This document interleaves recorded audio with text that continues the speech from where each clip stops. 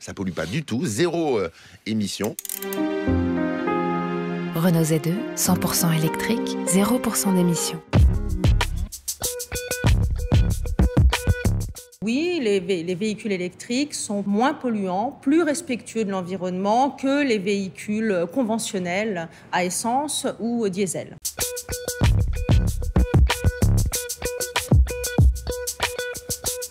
La réponse dépend essentiellement de la façon dont l'électricité nécessaire à la production de la batterie et à sa recharge en fonctionnement va être produite.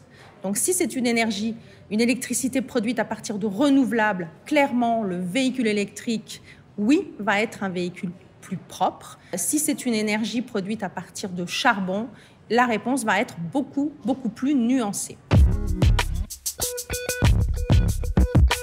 En Islande, qui a une énergie totalement renouvelable, il n'y a pas d'émissions de CO2 associées au roulage de la batterie, c'est-à-dire à sa charge. Quand vous êtes en France, l'électricité est essentiellement nucléaire et hydroélectrique. Et à ce moment-là, on a un mix qui est peu carboné. Donc globalement, vous allez avoir à peu près 11 grammes de CO2 par kilomètre parcouru.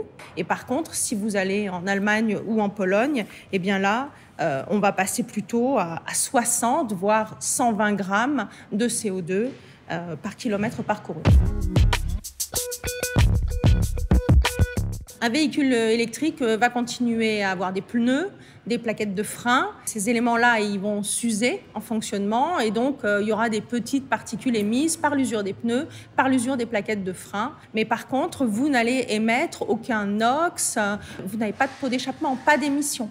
Donc c'est une façon claire de dépolluer les villes et c'est la politique, par exemple, qui est en ce moment en Chine avec un énorme essor du véhicule électrique pour dépolluer des grosses villes comme Shanghai ou Pékin, malgré le mix électrique très carboné des Chinois. Donc au global, il n'y a pas de bénéfice, mais localement, il y a un énorme bénéfice. Les batteries vont consommer des matériaux comme le cobalt, le lithium. Il y a une grosse tension actuelle principalement sur le cobalt. Les minerais sont localisés en majorité en République démocratique du Congo et sont traités également pour 75% en Chine. Le cobalt est toxique, donc il y a une vraie nécessité de mettre en place une filière un peu plus propre, un peu plus respectueuse de l'environnement avec du recyclage.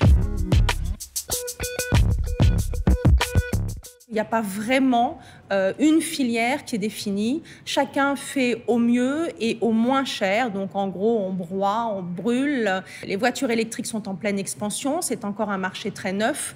Et donc les véhicules électriques sont encore en fonctionnement. Donc on n'est pas en train de se poser la question de est-ce que l'on va les recycler. Mais par contre, les solutions pour recycler les matériaux, oui, on les a. Je pense que ces filières de recyclage vont clairement se mettre en œuvre. Il faut de plus en plus promouvoir les énergies renouvelables et puis avoir donc un mix électrique qui soit le plus décarboné possible. Il y a aussi une autre solution qui peut être envisagée, qui est celle de dire que le véhicule électrique peut bien sûr être alimenté par une batterie, mais également par une pile à combustible et de l'hydrogène. On continuera à avoir un véhicule qui sera 100% électrique, mais là on aura deux sources de production d'électricité au sein du véhicule qui, toutes les deux, peuvent avoir de vrais atouts d'un point de vue environnemental.